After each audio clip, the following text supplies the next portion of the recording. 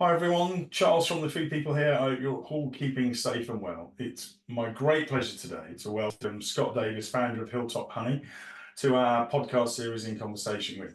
We're going to be talking today about honey, obviously, but also the different types and styles, the process, how we get those little golden jars of joy, how all of that happens. We're going to talk a bit about Scott's purpose and the Hilltop story so far, and also a little bit about being an entrepreneur as well. So, Scott, welcome to In Conversation With Me. Morning, Charles. Thanks for having me.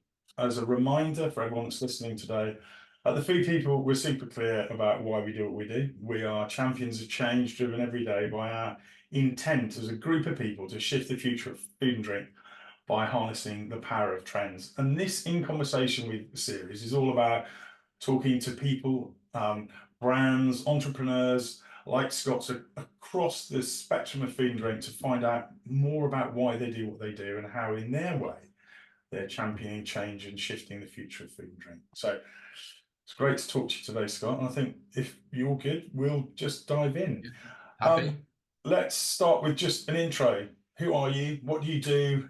Where are you speaking to us from today? Yeah, so my name's Scott Davies. I founded and own Hilltop Honey.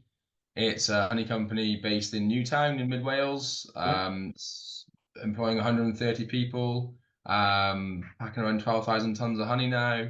Wow. We've been going about 13 years. Started when the ripe old age of 23 years old. And basically founded it with a 5K overdraft and the willingness of my mum and dad to let me live in their roof rent free, but they fed me, which was quite an expensive bill for them. But yeah, so it was a very I'm sure we'll talk about it, but a great little journey over the last few years. Brilliant. Well, I'm super excited about unpacking that and talking a little bit more about it. Can you tell us a little bit more about the brand? What is it that you're trying to achieve? What is it you're setting out to do, I suppose, as Hilltop? I suppose it's a great time to talk about why I started, Charles, and obviously Right. that's obviously a great start at the beginning. So my why originally was I just needed to create myself a job, being honest. So I failed school miserably. Then I went into bricklaying, and then the housing market crash happened. So bricklaying wasn't in trend. Then I ended up working at a coal yard in my local town. And then my disc went in my spine and ruined my nerves. So then I had a years of a physio at the age of 21/22. Okay. So I found myself lying on a really hard floor, waiting my back to recover and not knowing what to do in my life because I got told that manual labor has probably passed me already at the ripe old age of 21/22. And I also got sort of nowhere near any interviews for office jobs in my local area. So as a farmer's son, and my mum was Meals on Wheels district nurse, both really hardworking people. Yeah. So I know I had a great work ethic and I wanted to do something. So I thought, well, do you know what? Why not? Why not start my own business? Yeah. The risks are very minimal. I've got Yeah. nothing to lose. Everybody. So I want to say it was like I found this glorious honey somewhere in the outback of beyond whilst traveling on a gap year and whatever else, and Please I tell me that's true. brought it back to the UK, right? But no, it was very much I needed to quit my own job. Why bees and honey? Well, actually, I was reading a book about bees. Uh-huh. Thought they were really cool. And as I was sort of coming from the gaming generation, right? I love strategy games and bees are very much like that. Yeah, you can manipulate the hive, you can get them to grow, and how much honey they produce. They've got personalities and all these different things going on in there. So, look, don't get me wrong, I was a pretty low moment in my life. So, mum and dad managed to buy me a beehive to put up in the back garden and started keeping bees. And it was one of three business opportunities was to keep bees and sell honey, Yeah. dog walking and kenneling, or sell sports equipment on eBay and Amazon was my three business plans. And I went for honey because it tasted awesome. The bees were class, and in my very limited knowledge of running a business in the food industry, I thought that they were undersold, to be honest, and there wasn't a hell of a lot going on in honey. And I thought, how can there not be a lot going on with this product? Because it's amazing. So that is my sort of startup. Why, really? Yeah. And how do you see that now that you're, and I get that when you're in that place of needing, you know, you're at that level, it is about your basic needs. Yeah. Now, 13 years on, what is obviously you've gone way past that point. What is the purpose of the brand yeah, why now do you feel like you're Yeah. doing? So Charles, basically the why was born out of that, right? So I wanted to create myself a job, but actually honey was so undersold. And what we're trying to do now is just show people that there's more to just a bronze liquid in a squeezy bottle. Okay. People always want about peanut butter and how it's got so many different things, which is just crazy when there's thousands of variations of Yeah. honey Yeah. and the ways of keeping bees change from different continent to continent. Yeah. So it's so much versatility in honey. It's crazy. And it's just 100% natural product. It's at one with nature. It can change. And that's kind of it's also its bad point because people want consistency in flavor and texture and everything, whilst honey is just a law to itself from the bees. Yeah. So that's what it was. Really It was cool. just say, guys, do you know what? There's better out there. And did you know that how bees how bees go out and produce honey is pretty incredible too.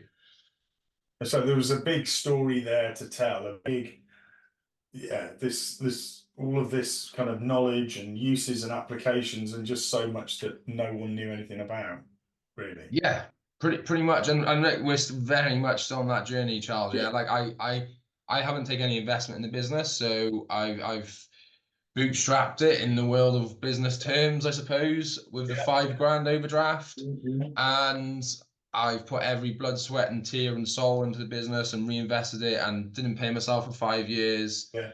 And and so I haven't had that marketing budget to go on this super duper transformative journey in honey. Yeah. So the way I see it is a bit like what I hope people would vote for when we were voting for Brexit, was we actually change it from the inside. So I grow the business, get in people's cupboards, and then we can really execute the message we want to do.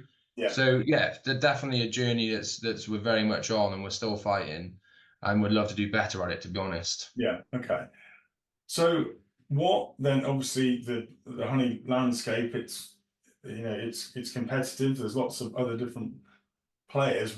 How do you describe your USP then? What is it that you do It, that others don't? it's very hard to have a USP in a product that's been sold for like 2,500 years, right? It's honey and it's produced by great beekeepers all over the world.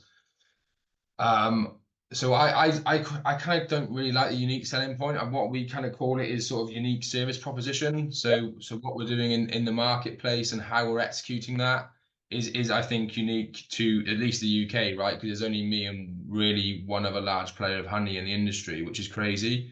So what we like to do is be consistent, be extremely open and transparent with our journey and the products we're sourcing and how it's made. And always deliver that really, and really be a big part of the drive for change in terms of people and planet. Kind of an on-trend thing to say. We're B-Corp, but we're B-Corp because we've been doing it for years. Yeah. I've born and bred in Newtown, lived here all my life, never left, never went to uni. So the people here are at the heart of a hell of a lot we do. I'm now occupying a Laura Ashley factory. So Laura Ashley fashion brand was here in Newtown, huge employer in the industry, in the town. Sorry, Yeah. it went bust at the beginning of COVID. Yeah. And Charles, I used to bike past this factory, walk past this factory, go for runs past this factory, walk the dog past this factory, thinking, look at the size of this place. There's like 500 people working here. And now we have this factory and I'm occupying it, producing loads of honey out of there, employing hundreds of people in the local area. So yeah, it's sort of everything we're doing is our being really. And I think that comes across in the marketing and the Yeah. content, and people believe in that and buy into that. Definitely. It also feels like, I know we talked about purpose a few moments ago, but it feels that is part of your kind of authentic purpose. There's a lot about place in Newtown, right? And the people and the Yeah. local industry and the community there. Yeah, and it's it's beautiful countryside, so we have to be involved with the environment, right? And we all care about that here. So it's a genuine play. It's not some VC saying it to try and get some marketing Yeah, points. yeah, It's what we live and breathe. yeah, And when it's truth and when it's honest, and I think it comes through that way. So yeah, I can't sit here and say we've got unique honey to the world. We haven't. We yeah, haven't. But the way we display it, the way we push it, the way we talk about it, yeah, I feel is quite unique, at least to the Western world, at least. yeah. And you touched on it there a couple of times, actually. You know, the world of honey is dominated by some sizable competitors who are probably listening to this podcast. And I suppose I wanted to, you know, what's it like being the challenger brand? And what are some of the challenges and opportunities, I suppose, that Okay. exist within that space? Look, would I have started this business knowing what I know? Yeah. The naivety I had to start this business was what's kept me going, because I was too far in, so I had to keep going. It is horribly difficult, horribly difficult, right? Because in my world, yeah, we have one player in the marketplace that dominates it, right? And they've got less dominance now because we're around. We're what, sort of 12% market share. We turned over 43 million this year. You know, we've taken a bite out of that market. Yeah, so it's just really hard, Charles. I don't know how to say it, mate. We have to be super frugal. You Yeah, have to be super agile. yeah, You have to take some serious knocks, even though you know everything you're saying is right, everything you're doing is right. Timing doesn't align with the buyer, then you've got another year and a half before you get a conversation again. And it's super demoralizing.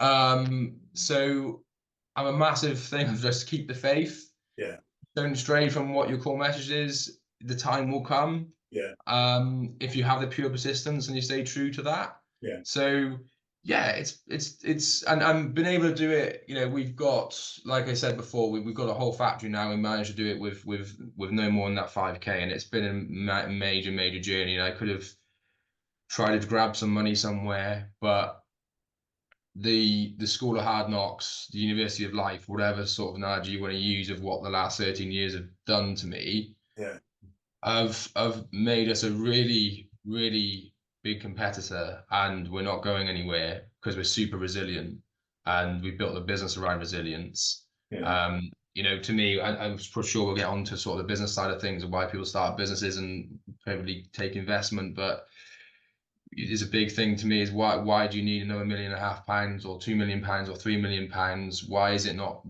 making money on what you're doing right now? Because yeah, you should be yeah. doing everything to do that. So yeah, it's extremely difficult. I had a lovely head of hair starting Hilltop. It's completely gone. Yeah, it's challenging. Yeah.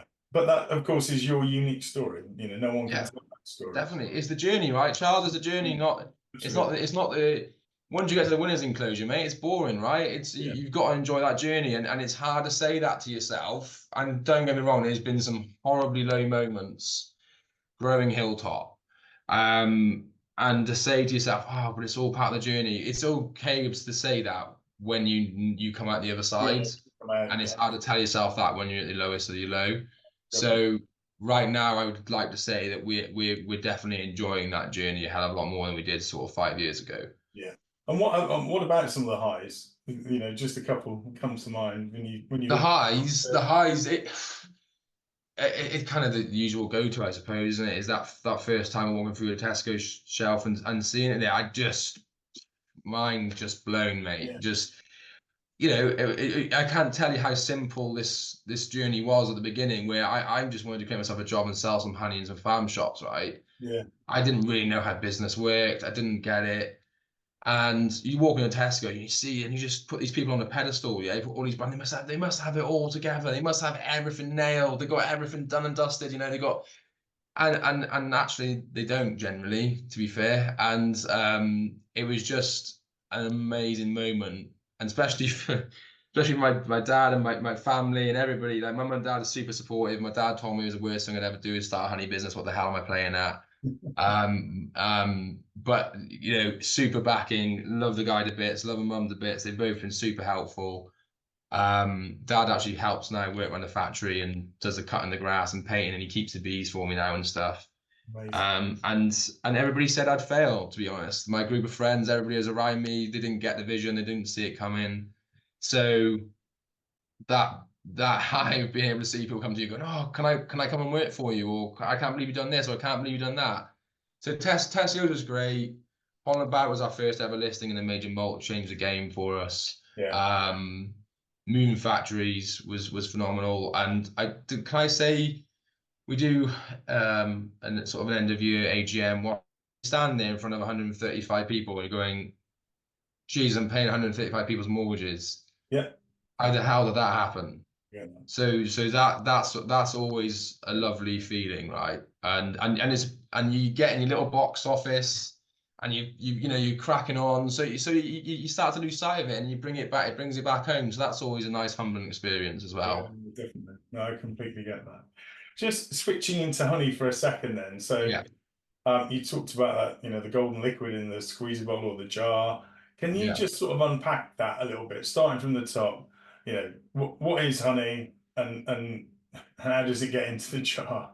Yeah, no, without going into super scientific detail, right? Honey is nectar derived from plants. It's the plant's offering to a honeybee to visit the plant in order for it to be pollinated, right? Yeah, The bees over thousands of years have realized that pollen is actually super high in protein, so they use that as well. So honey is in its simplicity is the nectar, and it's a sugar from the plant, and the plant basically dictates the change of honey, the color of honey, the flavor of honey. Honey is obviously by just sort of nature from the bees is a blend, so they visit many different flower sources. So every sort of honey source from even the same beehive in the same area will change year on year because of the different amount of flowers and pollen in the honey. yeah, So yeah, and so you can have polyfloral honeys, which are a blend, so it's not got any defining flower source. yeah, And then you have monofloral honeys, which are single flower source honeys, which they're not 100%, but the criteria is it has to be above 25% pollen content right. to be a monofloral honey. So a lavender, a eucalyptus, an orange blossom, acacia.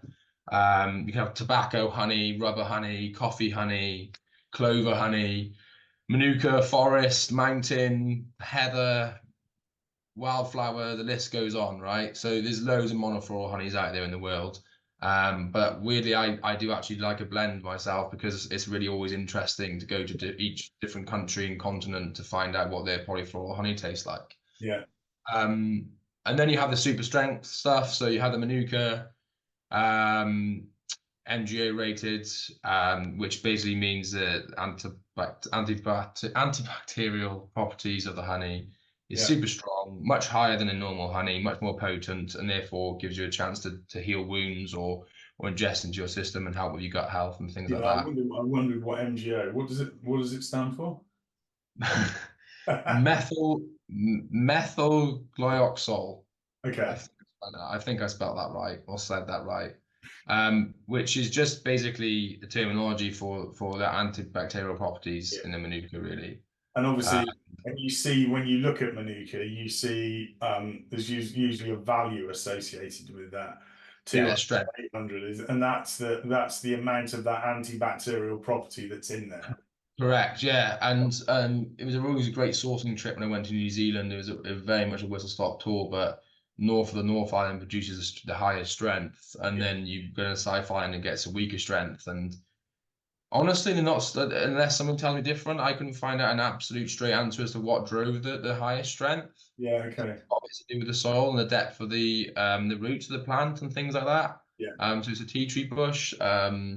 So really they don't know what strength they're going to get until they put it off from the honey season. So yeah, it's a very interesting product, and I'm sure there's other versions of it out there in the world that we're yet to discover. Yeah. Um, but the And hard part of it, like I said before, is getting enough of the single type of it, so the bees yeah. don't harvest off of it all these other plants. Yeah. So they've managed to sort of harness that in New Zealand quite nicely. And is that the main differentiator between different honey types? I mean, because like many categories, there's now a proliferation of choice, consumers' tastes, and obviously you've been part of that kind of education. Tastes have become a bit more sophisticated. You talked about origin, the origin. Obviously, there's a geographical origin, but then there's the single source. Are there any other sort of differentiators, I suppose, in the honey universe that that make it? Yeah, so you got like the fructose glucose ratio in honey, which dictates how quickly the honey crystallizes, Right. diastase enzyme levels. You got a thing called conductivity for forest honey. There's lots of different parameters in there. Yeah. But you got your color, so your color varies from like water white to extremely dark and everything in between. Yeah. Um, and then also, like I just said, you can get like a tobacco honey with nicotine content in it, or you can get a mad honey from Nepal, which makes you hallucinate. So if you YouTube Really? bears getting drunk on mad honey in Nepal and they're just stumbling around having hallucinations is quite funny. So yeah, honey is completely at one with nature. So what's different about nature is different about honey. So there's so many different variations. Yeah. And then what? So that is. Can you just bring to life a little bit about the sort of how do we go from the hive to the jar? I suppose that what just a little bit about that. Yeah, it's a good question, Charles. It doesn't probably get asked enough, to be honest. So I'm just fresh off the back of a trip from Tanzania, actually, deep in the dark woods of Tanzania, Yeah. honey hunting, as I call it. Wow. And it was a fantastic trip, fascinating trip. And they keep bees in a log hive, right, in the top of a tree. Right. And who knew you had to be an acrobat to keep bees in it? Because I didn't. These guys were just incredible, right? And they're utilizing the logs that fall from the trees. They make them into beehives. They stick them up in a tree. They come back and see them in the summertime and see how the bees are getting on, right? So there's no real husbandry there, the beekeeping. Okay. Extremely inefficient, to be honest with you, but that's how they do it. And then you have China keep bees in a different way to the Western world, and there's a big debate around what that means in the authenticity of honey. I've been out there a number of times, and you have to look at where each economy is established and how much they have in the farming and agricultural sector. So over here in the UK, we keep bees in a nice little standard box, British National box, or a Langstroth box. And then you put boxes on top of boxes, right? So when the honey flow comes on, you put a queen excluder over the top of the sort of the living quarters, if you like, so the queen can't lay eggs in all of your honey. Yeah. And then all their excess honey goes up above their colony. To do that over here, you need thousands of boxes, yeah. So our one of our best beekeepers we have, he has sort of 1,800 beehives, and he has 4 or 5 boxes per hive, right? So that's an awful lot of storage. It's Yeah. an awful lot of maintenance, an awful lot of treatment. Yeah.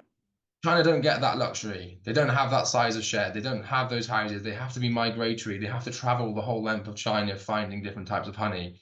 So they keep bees by having one box where the queen lives and one box on top, but they extract the honey fast. So Right. over here, we wait for the honey to what we call ripen. Yeah. So it's ripe when the bees cap. So all the little wax holes in a frame. For Yeah. anybody that hasn't seen inside a beehive, then they cap all of those holes with wax. That's when it's below 20% water content. Mm-hmm. The bees dehydrate the honey. So it comes in at 23, 24, 25% water content. And the bees dehydrate that honey through flapping their wings, and China basically do that for the bees. So they constantly have a little extractor. They're living with the bees, and they're constantly extracting the honey right before it's ripe. Okay. And do the dehydration in a processing plant. Right. Yeah. Argentina, Mexico, all these guys, many people keep bees. So it's more of a volume game, yeah. So you'll be driving down the road and there's a few hives there, a few hives there, and every single household has some bees, right? So they do it a different way where we've got bee farmers.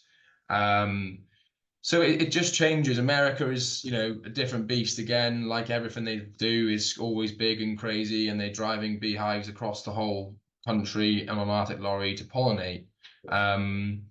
So everybody's doing different things with bees and has a different relation with bees. And that's what I always find fascinating.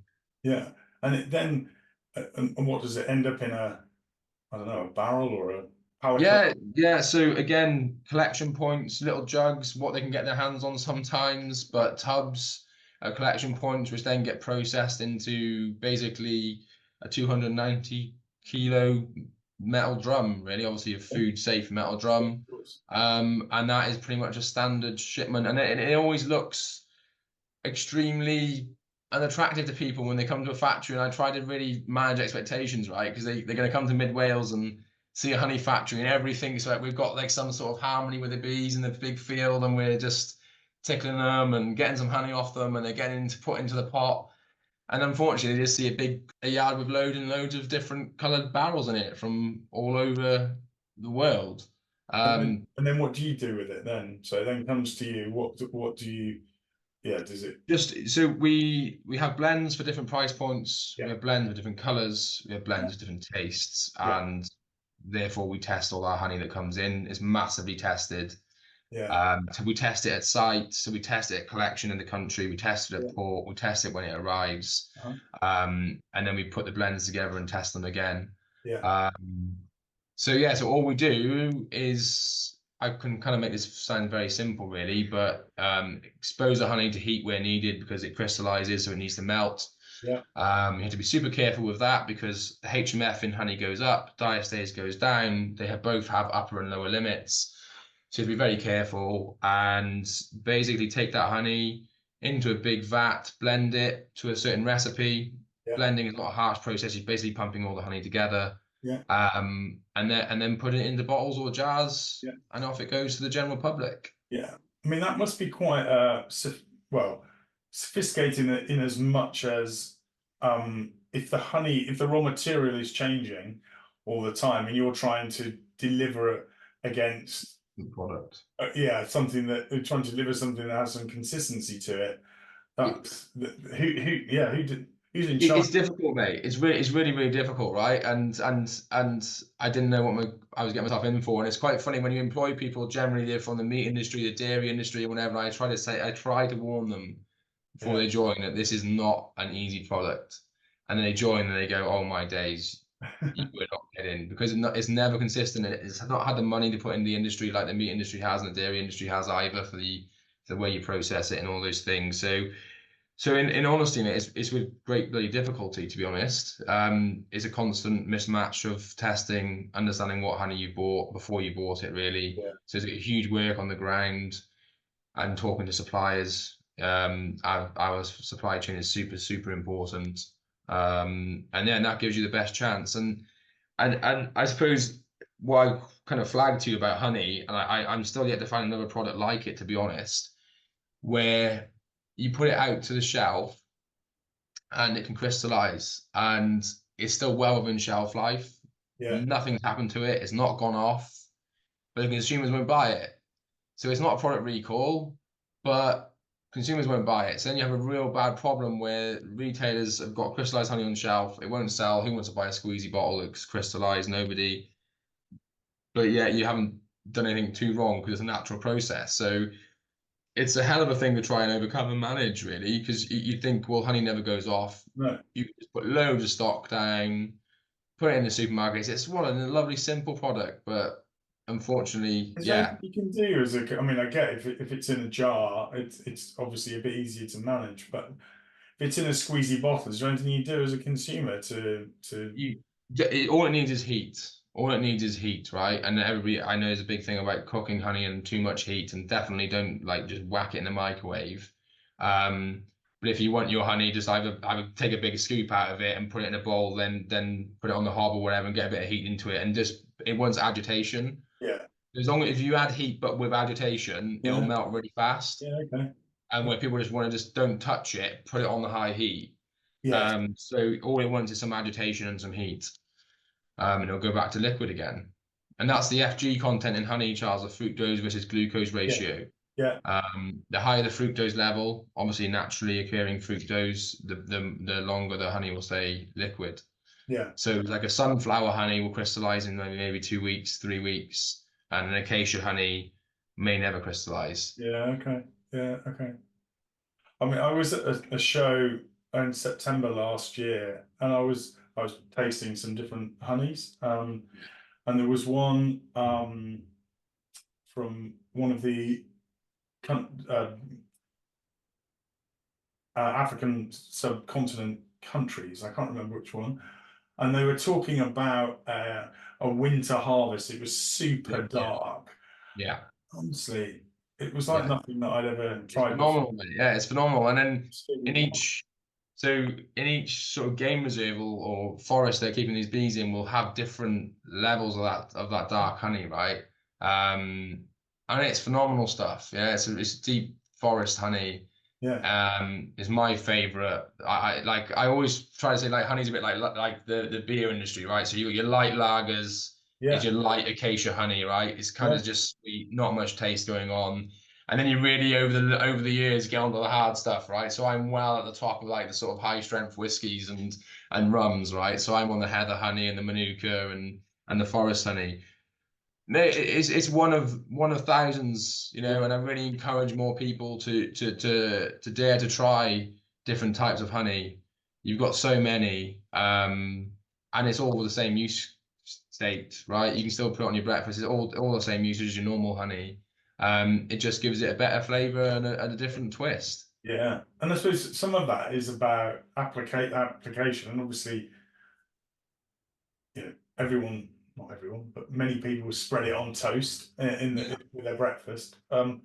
What, how is application changing and evolving? What are some of the like super exciting things that you would do with honey, perhaps that others, wouldn't, Yeah, no, I don't know how exciting it is, right? I don't know how I can say that, but what I will say about honey is extremely versatile. Yeah, It literally goes across the entire day's occasions, so it's clearly a breakfast. It's always own breakfast, but you know the amount of people are putting it in smoothies and drinks and things like that yeah, now to yeah, help, right? And then you go on to your lunch, so you can have it over your yogurt or whatever else like that, granola, whatever.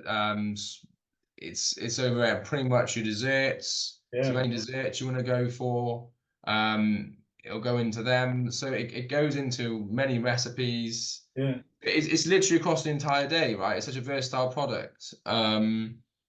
If you want to get the most out of honey and the monofloral honeys we've been talking about, you don't want to cook with it, right? So you want to use your everyday honey for some cooking. yeah, In a stir fry or something. yeah. But you know, when you really want to enhance your flavor of your pancakes or your granola or your bread, your porridge, whatever, your cheese, like honey and cheese together. I love honey with cheese. Oh my God. Mate, honestly, you pair honey with cheese, you know, like we've paired like eucalyptus honey with a cheese and thyme honey with a cheese, lavender honey, and they are so good. Like honey on sausages. There you go, Charles. I haven't really tried that. Yeah, you put honey on sausages. It's amazing. Yeah. Absolutely, genuinely amazing. So if we can get people putting honey on sausages on their breakfast bap or something, on their fry up, it Yeah. is a game changer. Yeah. So I'll try and encourage people to do that. Well, if Americans can do it with the maple syrup, then we can do it with honey, right? Yeah, definitely, right? What and obviously in you're traveling, you're seeing honey in many different kind of cultures. What and countries around the globe? What are some of the kind of interesting things that you've seen people doing with honey, or different applications in different? It's a good question, mate. I don't. It's weird because it seems to be like we have a quite high consumption in the UK to many parts of sort of Eastern world, right? So you know, you go to China, Japan, and whatever, they're eating very small amounts. Yeah, there's more of a medicine for them, and they believe that, and they'll have it as maybe once a year. Where the UK is eating what, half a kilo, three-quarters of a kilo a year. America's not far behind that. Um, so and Germany's even higher, believe it or not.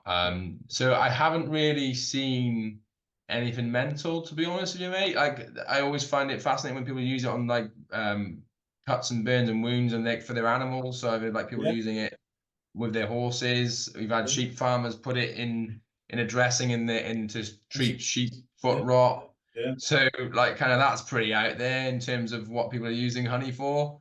Um, but no, other than that, I've not seen too many mad things that honey are being used on.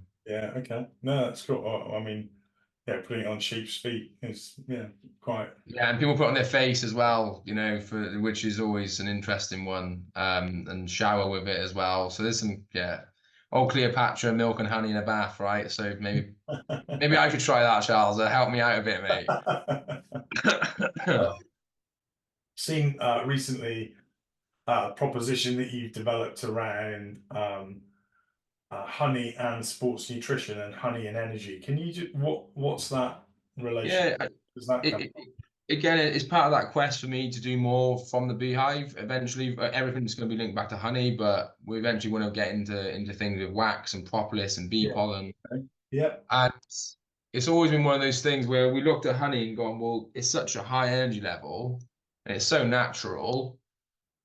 It matches day-to-day sports nutrition energy levels, Yeah. and it's fast and it's slow in energy consumption. So it felt like a natural fit, and I think for sure we're a bit early to market with it, but now this ultra processed food trend is coming down the pipe.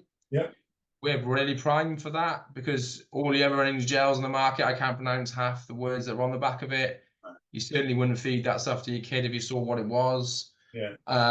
Where why not eat honey that's natural Honey. and gives you the same energy levels, right? I just don't understand why you wouldn't do it. Yeah. Yeah. The Yeah. pricing is comparative as well, so we're not asking people to pay stupid money for it. So Super yeah, cool. it's just trying to get people to see honey and access honey Yeah. in a different part of their life. Yeah, so because honey, I think it's 50% penetration in the UK market. Yeah, so still half of the country doesn't eat honey. Wow. I'd have thought it'd be higher than that. Yeah, so you want people to sort of think about honey in a different way and engage with that, and now we're actually getting very on trend right now, Charles. We had literally a post 2 days ago from a High Rocks competitor, 100,000 followers. She had ME. Went back to basics on food. Really wants natural food source. Found us actually in a retailer in Dubai in Spinneys Yeah. when she won a competition over there, and now she's like a really avid fan of our product, promoting it just to off her own back, and sales are going mad for it. So hopefully it sticks around, right? Yeah. I'm a big believer in the ultra processed foods trend that's coming up now. I hope it's not a trend. I hope it's a thing that sticks around for Yeah. good, because I think we come full circle on that front. Yeah. Um, so yeah, so that was it really. It made sense. Brilliant. I mean, it does make absolute sense because I assume what is on your little squeezy pack, it just says honey, does it? Or Honey and salt, mate. honey Honey and and salt. salt, and if you want a strawberry or a blueberry flavor, but generally our basic energy gel sells the best. Yeah. Okay.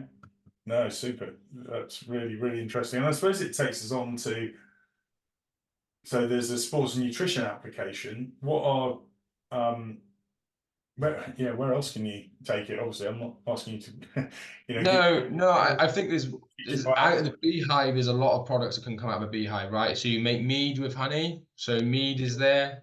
You Yeah. got natural beeswax candles, again, paraffin candles. You want natural beeswax candles. Yeah. You got the beauty industry, massive users of manuka honey and beeswax. Yeah. You got propolis for spray, which is basically the bee glue that they batten down the hatches with in the beehive and kill all the bacteria in the hive, and pollen, right? So pollen is, I think, the one food source in the world that you can, if you only ate pollen, you would live. It would be a pretty basic diet. Don't get me wrong, but water and bee pollen, it has every single I didn't know that. nutrient you need in it, and it's high in protein, believe it or not, and it's Right. pollen, which is really weird. Yeah. Yeah, so there's loads to go at, mate. There's loads to go at. That's, yeah, super exciting. It feels like there's so much opportunity out there on My the. team hate it, mate. My team Oh, hate it, and sure. they hate me having too much time Yeah. on my hands. Here's Scott with some madcap idea. Let's do this. Yeah. Um, you touched on B-Corp earlier on. What does that mean for you? What does that mean you do differently, perhaps, than someone else, or perhaps what you did before? Maybe I don't know. Do you know what, Char? I never really, whatever everybody else does, they do, right? I'm not doing it for that. No. I'm not doing it because we have to be. for a market employee. That is what we were doing, right? And then this thing came along that kind of validated that. So Yeah. it's been a great way for us to just show, yes, we've been doing that, we were doing that. That is what that is us. Yeah. So somebody can now validate that. Because before, when you send it to retailers or any consumer, it was like, well, is it lip service? You're just saying it. So it's great just to have that validation, right? That yeah, okay, you are doing things. I can be controversial. Some of the things on B Corp I don't actually agree with. Some of the things on there aren't, I don't think, great. But the things that we actually commend and do, we will do 100% of it. So yeah, so we're not going out there to try and get the best score and be the best B Corp. Everything it's just great to have it there for everything we naturally do and want to do. Just what Um, you do yeah, different. I think B Corp really highlighted to us actually that transparent comms with our employees. Yes, it really Yeah. prompted me to do the AGM. We're Yeah. super open about our numbers. We do a huge, like, once a month newsletter. We do the quarterly numbers out to all the entire workforce.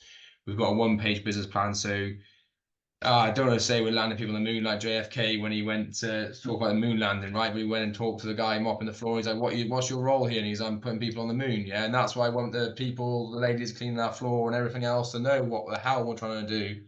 Yeah.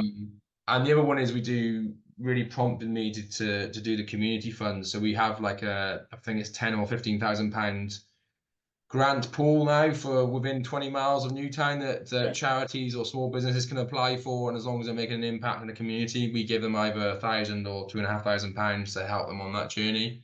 Yeah. So those are two really good things that have come out Yeah. of us going to B Corp. Yeah, definitely. You said right at the beginning, I introduced you as the founder owner of Hilltop. So, and just by the story that you've told, you know, you've self-funded, you've had, you know, the knocks and the scrapes and the scars. What are your kind of, you know, if we've got entrepreneurs that are listening to this, people starting out in their journey, you know, what are those nuggets of advice that you would Mate, that you I'm would like super passionate about this, right? With people trying to do startups, and um, there's too much to talk about. There's too much to talk about. I'd say don't worry about the USP, right? Because everybody worries about the USP, and there isn't that many unique things in the world that you can find anymore, right? It's about that service proposition and how you're going to go about doing it better. And that's what really matters, is how you do it better than anybody else around you. yeah. Um, there's two-way doors and there's one-way doors. Be careful opening the one-way doors. So you know this whole thing of failing forward, right? Oh, it's okay to fail, fail, fail, fail. You're all learning from fail, fail, fail, fail. And you're like, yeah, that's great. But if you open the one-way door and you fail, there's no going back, right? And then you're done. Yeah. So when I say that, I'm a big believer in taking a sneak peek through the door that you can open and always come back through, right? So you go through, you find out, oh God, that was a terrible decision. Hence failing forward, right? Failed, didn't work, come back. Yeah. But there's also doors there where you go, once I open this door, I can't go back through it. And then if there's a failure on the other side of it, it was a massive wrong investment, you took the wrong turn, you went into the wrong product category, whatever it is, it might be curtains for you, right? So for me, it's knowing what's the two-way door Yeah. and what's the one-way door is huge. Yeah. And if you can, ask yourself why you need investment, right? And obviously, as I managed to do this from the ground up, and so I'm on the side of going, well, resist investment for as long as you can. Yeah. Changes everything about you, and yeah, for sure, if there's reasons to take investment, right?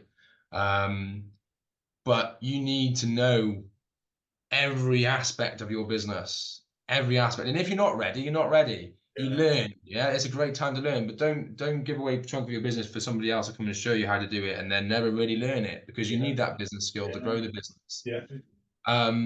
And I say it to many people. I've been on the Food and Drink Wales program. We've done loads of export. We get to go on stands of other food and drink producers, and I always sort of say to look at your supply chain, and the only thing that really grows a business is the cash flow, right? That's the only reason when you ever go and get money. Yeah. So it's going, well, you've got, going back to B-Corp, right? It's all about the key stakeholders. So your suppliers are key stakeholders in your business. Your customers, your key stakeholders in your business. Your employees are.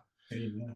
So if you look across that entire supply chain and all those touch points of all these people that want your business to do well because they need it to do well, how do you work with them to unlock the maximum value? Yeah. And I would say that it seems to be, it's never the easy answer to get investment because it's bloody difficult to persuade them to part ways with their money and believe in you, right? But it is the easy answer because it They're already seems to bought in. really goes back and looks and goes, how do I get there without this? Yeah. And I really encourage anybody to make sure before they open that one-way door that they've just scoured the earth for how they can achieve what they want to achieve without doing that, right? And of course, there's loads of reasons why you would take an investment, but that's what I would encourage, is to be where you need to be and learn what you need to learn. I was dying for money, Charles, when I started. Yeah. I was going to the bank, please give me £20,000 loan, please. And they're like, no, you're not ready for it. You haven't got a business plan, whatever. And I'm like, I was like, oh, somebody wants to, can somebody just give me, I could do everything. I can see what I want to do. Yeah. And this is what an entrepreneur's struggle is. They've got the vision. They can see it and they want to touch it now, not in 5 years' time. They want to get it. And that patience is absolutely critical. And if I would have took them, if I would have got money, I would have squandered it because I didn't know. I didn't know what I needed it more for. So be patient, stay the course and learn and really learn. And you're obviously always going to be learning, but there's the basics to learn and then there's the fundamentals to learn. And I've managed to do that over 10 years. So now I can make super quick decisions. Yeah. People don't know how I can do that, but I'm there quick because it's all ingrained in me now. Yeah, so I think there's advice in there somewhere, Charles. Sorry, mate. The most definitely is. We're coming up to IFE next week. What are you going to be unveiling? Anything exciting at IFE? Oh yeah, you know where you're going with that one, don't you? So yeah, no, we are. We're unveiling our new branding and the old me, funny enough, Charles would have said that and it never really would have meant that much because we always used to do things super quick and it was whatever. But this has taken us, oh mate, far too long. 20 months of agonizing over the font type, this look, this feel, this logo, that, what the product means, how it looks, all the uniqueness that you're going to see coming out. I'm not going to reveal too much here to you. So I'll encourage anybody to come and take a glance at us now in the next couple of months. We're unveiling it at IFE and it'll be rolled out to consumers in end of April, early May. We'll start to trickle out the shelf and the website change and everything else. Brilliant. Look forward to it. Well, I can see it on your t-shirt and it looks great. Yes. I suppose what our branding is, this is be our third rebrand. And I've talked about it about our very sort of childish phase, right, at the beginning. Yeah. And we had this sort of innocent, smoothie feel about the hilltop, and we had the old school beehive on the front of the logo, and it worked, and it did our piece, and we had lovely little bee facts everywhere. And then we went in sort of the teenage years where we went to stripes, seriously loud, elbows out, just trying to make as much noise as possible, but never really that sure of ourselves, right? So now this one feels very assured, very sure of itself, knows what it wants to do in the world. So I'm not rebranding again, mate. I'm not doing it. I'm not doing. I told them all. This is it. This is it now. We're done. Yeah, exactly. Last, right? Well, this is going to take us to the old man years. Brilliant. That looks great, and really excited to see that roll out across all those different touch points over the next few months. Look, unfortunately, this has to conclude this episode of the Food People in Conversation with Scott. Seriously, on behalf of us all at the Food People and the In Conversation with audience, it's been an absolute joy to talk with you. I feel like we could have made this a couple of hours. Looking forward to coming and chatting with you at IFE in person. Thanks, Charles. Seriously, mate. Thanks for having me. It's been a real eye-opener, pleasure, and super inspiring. I love your frankness and openness. It's been really good. Thank you. Appreciate it. Cheers. So do join the TFP community for the details of our latest In Conversation with episodes, as well as the latest free-to-access food and beverage trends content. Visit thefoodpeople.co.uk and complete your details at the footer of the page. On behalf of Scott and myself, thanks so much for listening to the Food People in Conversation with. Join with us in the trends of today and the foresight for tomorrow to shift the future of food and drink. Leave you with one question, as always, predictably, how are you shifting the future of food and drink? Thanks for listening.